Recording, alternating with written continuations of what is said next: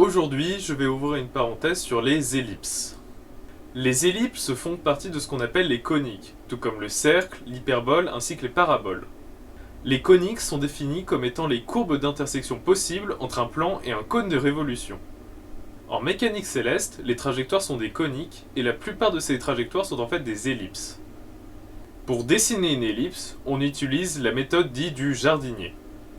Alors, pour faire la méthode du jardinier, il va vous falloir un élastique ou une ficelle, ainsi que 2 punaises, ou moi je vais essayer de le faire avec un compas.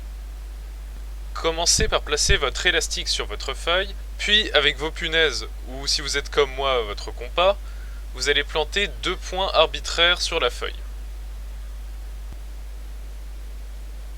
Puis, avec votre crayon, vous allez tirer l'élastique, pour qu'il soit un peu tendu, et vous allez faire le tour, tout en gardant la tension de l'élastique.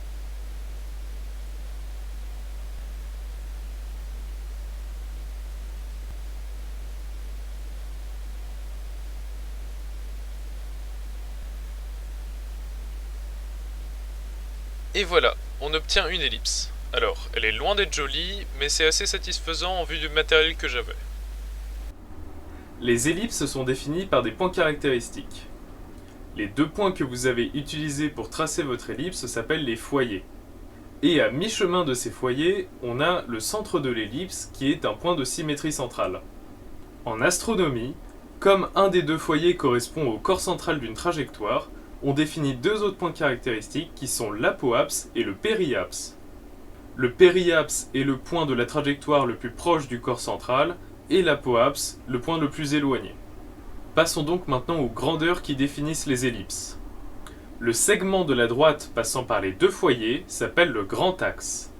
On retiendra A, la longueur du demi-grand axe, tel que 2A est égal à la longueur du grand axe. Le segment de la droite perpendiculaire au grand axe et passant par le centre de l'ellipse est appelé le petit axe. On retiendra B, la longueur du demi-petit axe, tel que 2B est égal à la longueur du petit axe. On va définir une nouvelle grandeur commune à toutes les coniques qui s'appelle l'excentricité. L'excentricité, généralement notée E, va nous permettre de caractériser nos coniques. Lorsque E est égal à 0, on a un cercle.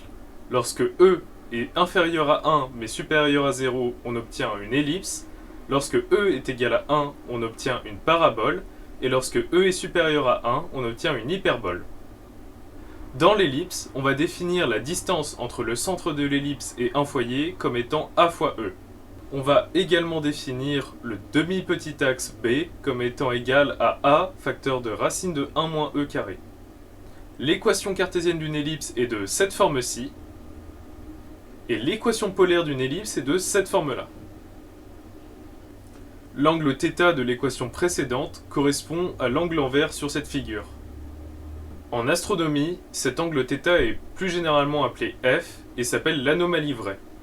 De plus, comme en astronomie on étudie l'espace en 3D, on ajoute quelques éléments supplémentaires. Les orbites sont définies par rapport à un plan de référence, et l'angle d'inclinaison entre le plan orbital et le plan de référence est appelé I. On a le point N, appelé le nœud ascendant, qui correspond à l'intersection entre la trajectoire et le plan de référence lorsque le corps en orbite est en train de monter par rapport au plan de référence. On a également oméga minuscule, l'argument du périapse, qui est ici l'angle NOP. Et enfin, on a oméga majuscule, la longitude du nœud ascendant, qui est l'angle formé par OX et ON. Merci d'avoir suivi cette parenthèse jusqu'au bout, et je vous dis à très vite pour une prochaine vidéo.